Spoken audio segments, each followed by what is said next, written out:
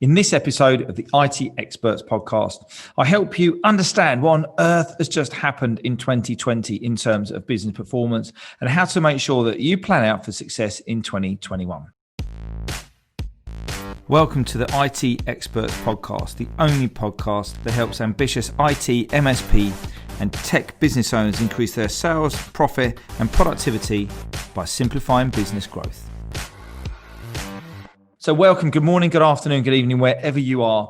And in today's podcast, it's just me, unfortunately, but I want to talk to you something that's very, very dear to my heart. And it's around business performance. And don't turn off, it's not boring. This is the really important thing. This is the time of the year. This has been recorded late November, early part of December 2020, when we've had a rather interesting year, I think is one thing to say. But in all of my years when I've been working in corporate, I've been always been looking at how to measure, how to improve, how to get better success in business and also personal, development and leadership as well. The buzz I get in the morning is when you get up and you can help somebody achieve something that they didn't think they could achieve. They didn't think they had the capability or the capacity to learn how to do things. I've heard some pretty horrific stats in the last couple of weeks. Actually, I've been out and about in the community.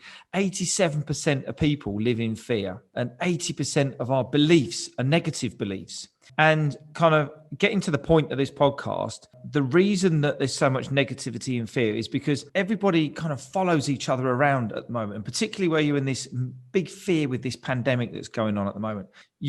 Everyone's watching the news, they're reading the newspapers, they're believing everything that's going on. And I'm not saying that you shouldn't be believing what's going on, but right now in business, what I'm asking you the question, kind of going to call you out a little bit today.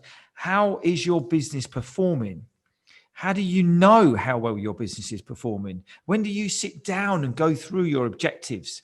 I hear lots of people talking about, we go through the objectives with our employees once a year. Not enough. 6 monthly, not enough. Quarterly, still not enough. Maybe for a proper review, but still not enough if that's the only time you're sitting down with them. And what I'm going to be running through you today is the process that I go through in my business and the one that I absolutely advocate that my clients go through as well, and we will be going through in December with them. So you're going to get a bit of a sneak preview of what's going to be happening with them. But it's around three things. It's around your business performance, it's around your processes, and it's around your people. So we've got a few metrics.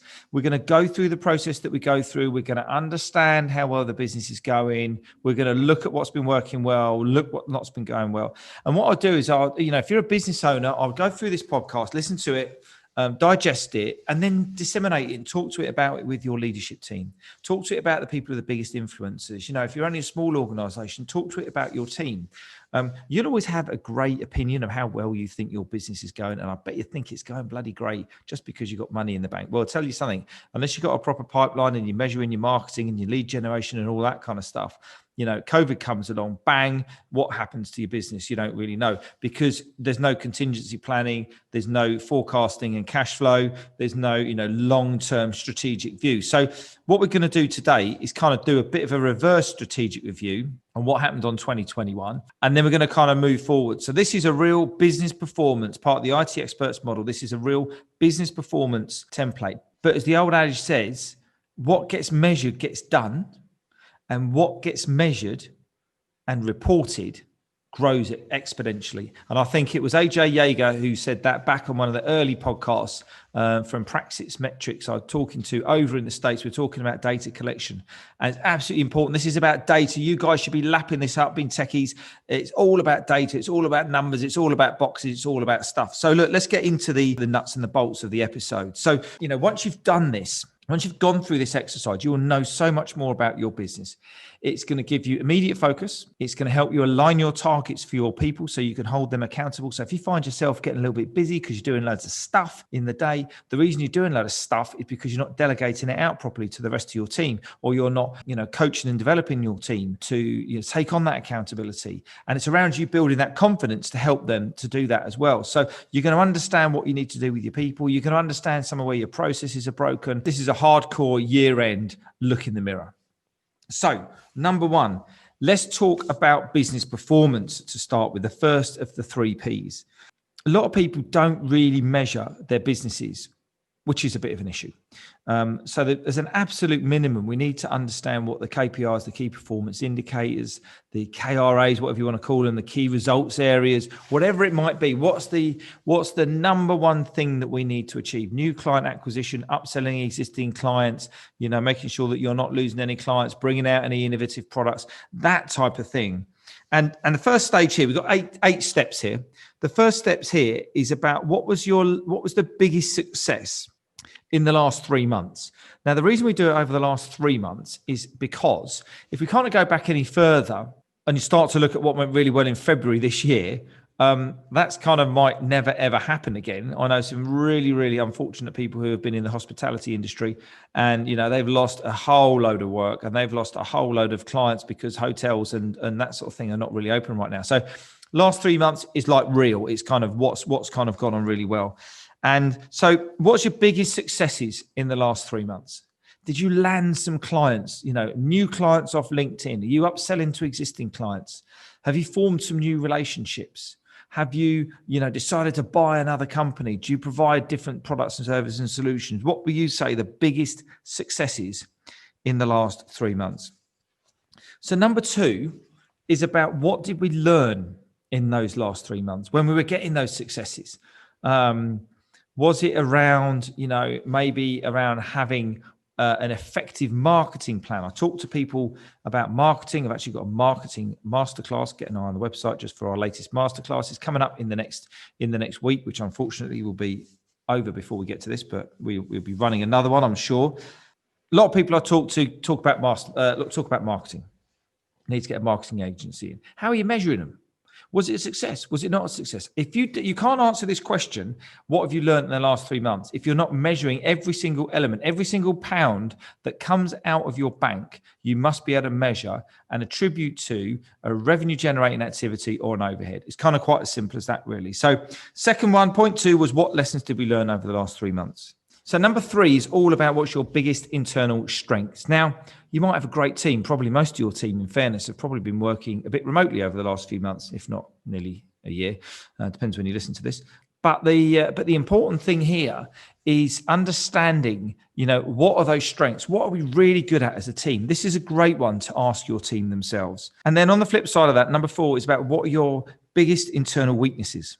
So what are the things that are letting you down? Who are the people who are letting you down? What are the processes that are letting you down? The easiest way to find a weakness, if you think you're really great at everything, is have a look when something's gone wrong and you had to step in and escalate. What was the cause of it? What actually happened? Was it a process that fell down? Was it an individual who didn't understand what they were doing? Was it some tech that let you down? Was it some software that let you down? All sorts of different things, but really dig deep to find those internal weaknesses. Then number 4 is about what external opportunities do you have? So you might be able to connect with another stakeholder. So if you're an MSP, you might be able to connect with a cybersecurity or someone who needs web development or someone who's working through telephony or data or network cabling or anything like that. And they will have your target market in their little hand. And if you can help provide extra value to somebody else, you could have an external opportunity there in terms of joint ventures. Opportunities can also potentially be, sometimes they can work out well, sometimes they might not work out well. But looking at things like what's going on around with this pandemic, how has that affected your clients? By planning into the future, you're going to be in a much stronger position than your competitors. Number 6 is about external threats do you have? We've had some pretty big threats. I don't think anybody saw it coming this year, but what's going on in your landscape? If you're moving out of an office, are you still going to be in an office? Are you going to be working remotely? How are you tracking your team's performance, et cetera, et cetera? So number 7 is all about understanding what your 3 priorities are for the next 3 months. Just look at the next 90 days. The team will want to look at the next 90 days. Obviously, you and your leadership team can look at what you want to achieve in the next year. Where do you want to go? Client acquisition, turnover, profit, and all of that kind of good stuff. But look at the next 3 months and break it down. Then you go into looking at what you want to achieve in the next year. And then number 9 is about assigning accountability. So I talked previously on some Whiteboard Wednesdays and some different videos that we've done about having your different silos and understanding the accountability sitting in the silos. So make sure that you assign accountability, make sure you assign measurement, understanding, clarity, agreement around those roles and things like that to each part of that business performance process that you've just gone through there. Okay, so that was business performance. That was kind of number one. Number two is around the process. This is about the way you do things. And the reason the process is really important, and the reason that process and operations is measurable and tangible and all of those kind of good things, is this is how you scale your business.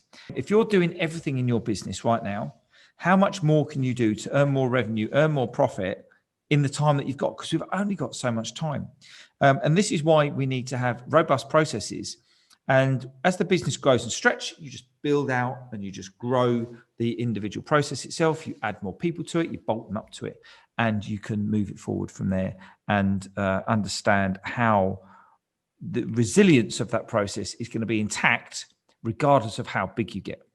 So let's have a look at your processes. So number one, the first point is, are they documented? If you weren't there, would people know what they needed to do?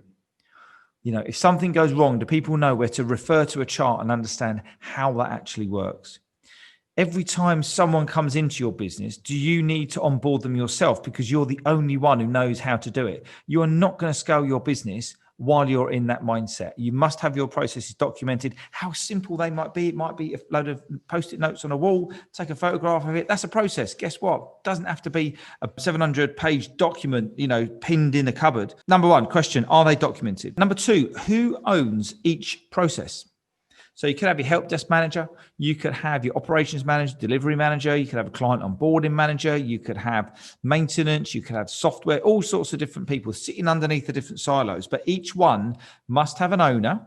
They must understand what the process is. They must understand how to, you know, work it, escalate it, adjust it, amend it. But as the business owner, you can't own all of those processes. You might need to for a certain period of time, but your different roles must go through and own those individual processes. Number three, how do you know if they're actually working? How are you reporting on your processes? Most people, they'd kind of review them on a monthly basis. If they're going into a, you know, monthly management meeting, is, you know, how's the onboarding process going? How's the help desk process going? Is everything working out okay? Number four is around escalation and what to do when things go wrong.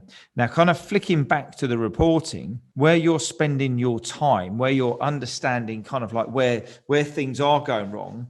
When things go wrong, do your team know who they need to go to? And do they know when they need to go to them? Do they know that you're going to be there and support them? You know, and it's understanding that escalation process. And number five is around regularly reviewing the processes. Now, you might do this quarterly, you might do it, you know, kind of half yearly. You wouldn't necessarily need to review the process every month, but all the individual processes that you've got, and you're only going to want a handful. You're not going to want that many. Help desk, onboarding, you're going to have other things around, probably around something like the marketing, digital marketing, business performance, things like that, lead generation, those types of activities. So that will all fit under like the business development process. And then you're going to have like your employee performance, appraisal systems. You know, you may have a different process for how you manage a project. And this is a great example. Everyone says, well, I'm the only one who can price up a project. You're not. You can get other people to price it to like 80% of the way, help them grow and learn and make mistakes. And then you can just top and tail the last 20%, add on any bits you want, make any amendments before you send it out. So the way that you need to adopt your kind of mindset around the processes is understanding that you're not in business on your own. You're never going to grow the business on your own. And then, you know, moving forwards, once you've got the processes and the systems, and I know it sounds really, really boring, but it's the way you do things. It's just the way that you do things and how you operate this particular part of the business. So that's section two. That's around the processes. Now, section three, the third part of this is around your people performance. So we've got performance, which is how the business is working. We've got the process, how is the process is working? And then number four is about how are the people adding value into your business. Now, the first thing here is we do a lot of work with this with IT experts, and I didn't think that we would, to be honest with you, with potentially some of the smaller organizations who've got, you know, kind of around 10 people, but in actual fact, everybody's got efficiencies in their people.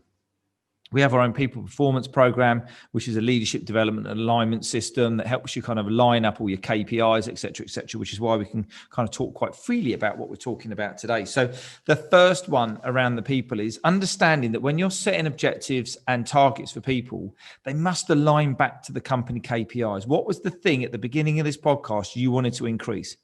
Client acquisition, client spend, retention, growth, all of these kind of good things. So what are those numbers?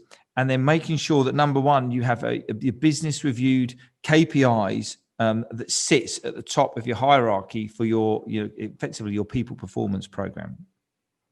Then the next step, number two, is around having departmental objectives. So how many leads do you want the marketing guys to bring in? How many tickets do you want the help desk guys to be working on? How many projects do you want the installation and the project engineers to be working on? You need to understand exactly what they are, and they must link in to the high-level KPIs. So number four is around your senior leadership performance. Now, senior leaders, obviously the guys who are sitting in the silos looking after the different areas of the business. You've got to hold them to task. We must be holding them to task. We can feed in a bonus system. We can calculate how that kind of all works and that good stuff. But again, when you're passing down, delegating correctly, and I say correctly, making sure they've got capacity and capability to help themselves with that. When they're, when they're in that space, and you're measuring them properly, these people will perform far better than you, and that's because from a strategic point of view, you're looking at the vision of the business and the direction, everything like that, and they're running on the operations side. So make sure that your senior leaders are really clear on what they're supposed to be achieving, how they're going to achieve it, what their team's like, and how their team are going to help achieve those objectives as well. Number four is around the team performance, and measuring team performance. You can do this through an appraisal system. I would strongly recommend that any appraisal system is reviewed heavily once a year or in depth once a year with SMART objectives, and reviewed again every 6 months to make sure that they're on track. Quarterly reviews, but an absolute must is a monthly one-to-one. I don't care what anybody says. I've been in leadership now since I was the age of 25, which was a fair few years ago now. And reviewing with a employee once a month is an absolute must. It might only be a 5 or 10, 15-minute chat, but you're having a conversation, you're pulling them back online. You could be identifying some needs going on in their personal life that's affecting their business. There could be something going on in the office or in the working environment that might need some help and support with. But understanding how your team's performing and making sure you have an employee engagement plan. And this could be around giving them a portal to offer solutions and suggestions, having a bit of a social maybe when we get back to the workplace. Understand it's a great thing actually that one of my clients does. It's absolutely brilliant. And they have a game of darts on a Friday lunchtime. Providing you've hit all your targets, you can have 3 darts. And at lunchtime, you hit those darts and you pick the darts up and you chuck them at a dartboard. And whatever you score is how many minutes early you can go home. So obviously you can go home maximum of 3 hours early, but providing they've hit everything, and it's an absolute scream apparently. Obviously I haven't been doing it the last few months while they've been working remotely from COVID, but moving forwards, I think that's a great thing. Builds people out, have a bit of a laugh and a joke. Not everybody's going to want to go out and do a work social, but it's about helping them understand your culture, understand the business, understand how they fit into it. And a big part of employee engagement is giving them an opportunity to be heard, you're taking action, and you're understanding that the company values are being met and you're rewarding people for living the company values. We do have another podcast on company values. If you want to learn more about how they can help drive your employee engagement, then I will put a link in the show notes. And then finally, when you're doing your year-end reviews with the appraisal schemes with your employees, have a little bit of a peer review. Have other departments to have a little look and go, is that person living the company values? Can you demonstrate how this is working? And get your management team, your senior leadership team, to challenge themselves out, challenge each other out, and just make sure that they've got the right people, the right organisation, and the right support that you're providing to get your business where it needs to be in 2021 and into the future. So I know there's an awful lot I've just gone through in this podcast. If you want to take your business to your next level, whatever it is, not the next level, but your next level, then you're only going to know that if you work out how far you've come. You're only going to know that if you know how far, where you want to go. You're not going to turn a tanker if you don't know the direction you want to go in. And looking back and reflecting back over the performance of the business, looking back and reflecting over the process, and also over the people, is going to help you get a step of your head of competition. It's going to help you identify any issues you've got and any chinks you've got in your armor that you need to replace with regards to your processes, and helping all those things, good things, work forwards, and helping you plan and measure your business moving forward. So look, this all fits nicely under the business performance section of the IT Experts model. If you want to learn anything more about the IT Experts model and how it actually works, then what I invite you to do is go and download the IT Experts app and take the IT Experts test, and it will help you understand what you need to focus on right now, today, and will give you some great content as well, deliver you some content that will help you focus on those things to help you accelerate your business growth. So that's it from me today. You go and enjoy the rest of your day. If you're listening to it in December, I wish you and your families a very, very happy Christmas and a prosperous new year, and your business all the great success in 2021 and the future. All the best now, and you go and have a great day. So thanks very much for listening. I hope you enjoyed the show. It'd be great if we could connect over on LinkedIn. So please drop over there and send me a message and let me know which podcast you've been listening to. And also invite you to go and take the IT Experts test in our brand new IT Experts app. You can get full details on this over on our website at innovate2success.com. Also, if you enjoyed the show, it'd be great if you could leave a rating and review. And in the meantime, I'll let you get on with the rest of your day. You have fun, enjoy yourself, and I'll catch up with you soon. Take care now.